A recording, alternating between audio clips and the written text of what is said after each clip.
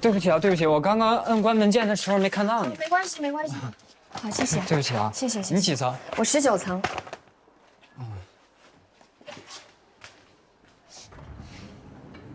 哎，你也去19层啊？啊，19层是我们律所，你是去咨询的吗？算是吧。那你有没有找到律师啊？没有。那你要不就咨询我吧？啊，你好，我是全景律所罗宾律师的助理黛西。你好，你好，你好，你好，你好。不是我，我是替我同学来咨询的。啊，对你同学，你同学，他喜欢艺术，所以他就拿家里给他上法学院的钱去学了艺术。现在钱要花完了，他想问家里再要一些，可是家人知道真相了以后就不愿意给了，对不对？主要是我爸不同意，其实我妈是同意的，她从来都不勉强我。但我爸呢，他就是个暴君，他……我说的是我同学他爸。所以我同学就想知道，他该怎么样完成学业，他就差1年就毕业了，但是他爸死活就不掏1分钱。说句实话，因为你同学欺骗爸爸在先，所以老父亲悲愤交加，这算咎由自取。你是不了解我爸那个人，我爸那个人固执得很，全家都得听他的，连我妈都得听他的。我要是一开始就跟他说我不读法学院，去读艺术学院，他肯定暴跳如雷，早就不给我1分钱了。你到18了吗？我21了。那你就没有办法强迫你父母给你交学费了。我爸不愿意给，但是我妈愿意啊。这主要是我妈身体不太好，她很早就不上班了，所以钱都在我爸手里。当然也都是他赚的。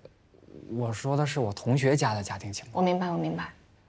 我就跟你说一点，虽然说你妈妈不上班不挣钱，虽然说钱都是你爸爸挣的，那也叫夫妻共同财产。不能说你妈妈没有上班没有挣钱，她就没有资格去花钱，没有资格去做任何的决定。哦，即使他们离婚了，其中至少有1半的钱还都是你妈妈的呢。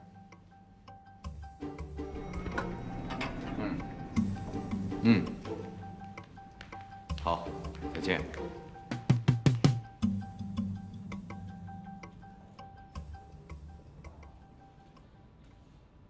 我就是提供一点小小的可能性而已啊，真的很感谢，并不是最终的，就是一点点可能。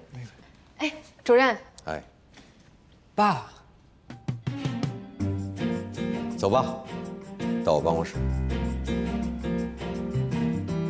谢谢谢谢。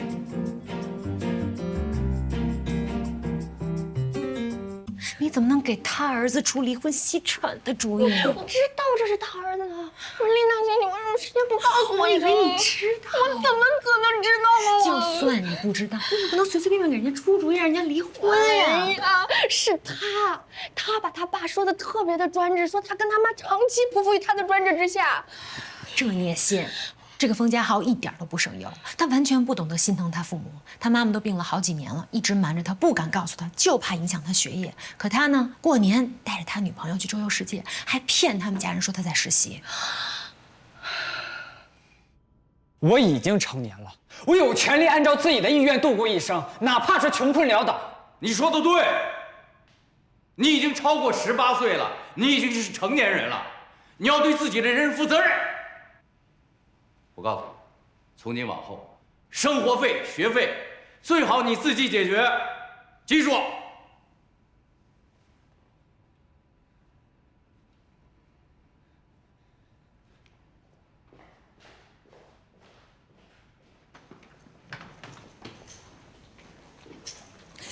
你回来，这边。是，你宝贝儿子刚走。今儿早上我出去办了点事儿，我不是因为他不听我的才对他搞经济制裁，这孩子太不懂事儿了。您是说黛西给嘉豪出主意，让您跟陶月离婚？不可能，绝对不可能。您先别急嘛，这样我马上到律所，我问问黛西。你不能总护着黛西吧？您当年也是这么护着我的。哈，你承认你护着黛西了？我这是爱护的护，不是袒护的护。如果说黛西真的这么做了，我马上让她收拾东西走。可如果万一是嘉豪理解有误呢？所以您别急，我先问问，好吗？让黛西到办公室来。他已经被何塞炒了，什么？就因为他得罪了封印？他得罪封印了。谁跟你说的？封印跟你说的？怎么说的？封印想把他炒了。没有。那何塞是为什么呢？他失控了，黛西就撞他枪口上了。其实黛西就是堵了枪眼儿，你都没看见今天何塞跟疯了一样。幸亏咱们国家有枪支管控，不然的话，如果谁给他一把冲锋枪，现在办公室已经横尸遍野了。这是谁搞的？从小学同学写起，怎么不从幼儿园写起？何塞搞的，神经病！所以我跟你说他疯了呀。我看暂时还是不要让他再管助理了，那让谁管？哪怕你先接过来呢。丽娜，你在开玩笑？你看我像在开玩笑吗？你今天根本没有在场。我不用在场。他每隔一段时间都会发作一次，几乎每个月一回。这次是百年不遇。你跟他认识100年了吗？为什么我最近不管说什么，你都要呛着我呢？我不是要呛着你，我是要告诉你，他什么都没有，没有朋友，没有女朋友，没有家，没有孩子，他只有工作。如果你再不让他管助理，他一点存在感都没了。那你就是打算袖手旁观了？要不要我现在跟黛西说，让他明天来办正式离职手续？我只是说不能不让他管助理，并不代表我袖手旁观。通知黛西明天照常上班，何塞没有资格开除他。我已经这么跟他说了。谢谢。但是何塞也说了，这次他绝不妥协，他和黛西必须走一个。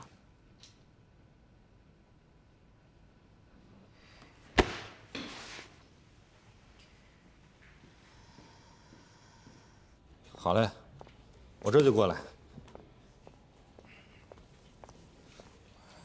我没时间，我只需要5分钟，1分钟也没有。何塞，我父亲晕倒了。对不起，没关系，他是冲我，不是冲你。就因为你顶撞了他吗？对于他来说，这就是背叛。怎么能是背叛？充其量是意见不同嘛。你不会理解的。